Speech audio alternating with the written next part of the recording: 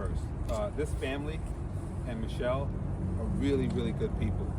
And it really breaks my heart to see that she's been sentenced to 14 and a half years in what we call a correctional institution. When I watched this trial, for days upon days upon days, it was the state proving or trying to prove that Dulos killed his ex-wife. Michelle wasn't mentioned at all, but all the way until the end. And now we stand here today, and because it seems that they didn't even prove a case against him, which I don't care if they prove it or didn't prove it, the bottom line is Michelle didn't do anything wrong to have her sitting in a correctional institution, so-called being corrected, when she didn't do anything which requires that. And that's what really makes me upset, and I think it's a bunch of bull, and it needs to stop. What about this case in particular, the contempt charges? It's a continuum of exactly that. We've never seen that in the history where someone is sentenced to those numbers, and the state is here trying to prove now, as they state today, in the alternative, that she may have disseminated a report from family court. There's so many issues at stake here. One is, in order to be in contempt of an order, a court order, it has to be an order directing you to do something or not do something, and you have to deliberately disobey that order. I understand this order was done in Judge Heller's family court with Dulos and Jennifer Dulos. It had nothing to do with Michelle. It wasn't an order towards her. As it relates to the criminal court, Judge Randolph made it clear to the parties that the so-called Herman report would not be admissible.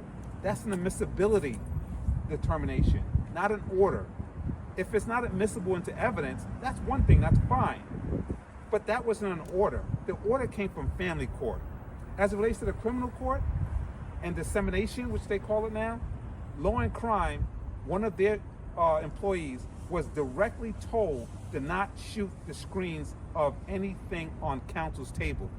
So when you take one of these cameras here and you shoot some report, you're disseminating it. You're the one you're gonna disseminate this information today. That's what you do. You disseminate information. You give information. So Michelle didn't disseminate it. Her attorneys have this report. This report was made clear by the GAL Meehan that report was not to be sealed or to be made private until months later.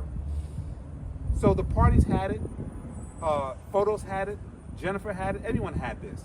So to sit here again and hold this woman now in contempt and continue this tirade, it's just insulting to this family that have to come here all the time from Miami to support their loved ones.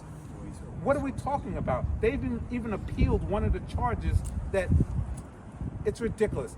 This contempt itself is 6 months. In all the other jurisdictions, in all the states in the union, if this was there, they would already drop this contempt in light of the sentence. What are we doing here? It's garbage. In terms of the other case, are you handling the appeal also? And what do you think the future of that's going to be?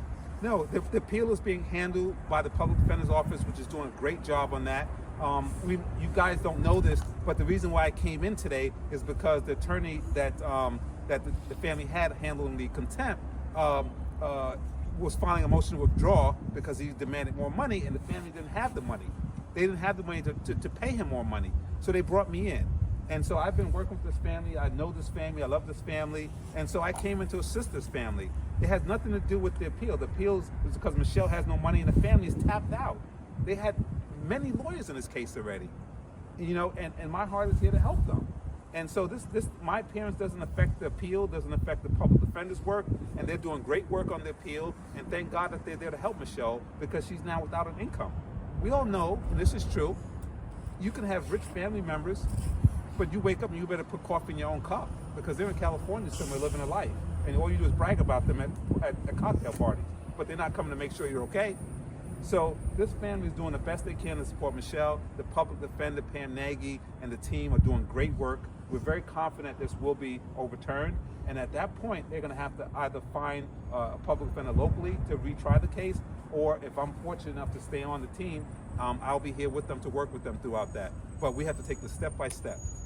Attorney Frost had filed a motion to subpoena the videographer involved in the trial.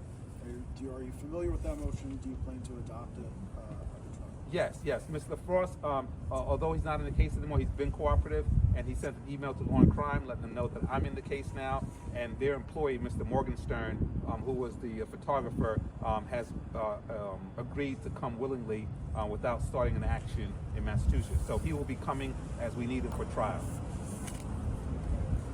All right, thank you very much. Thank you. Thank you.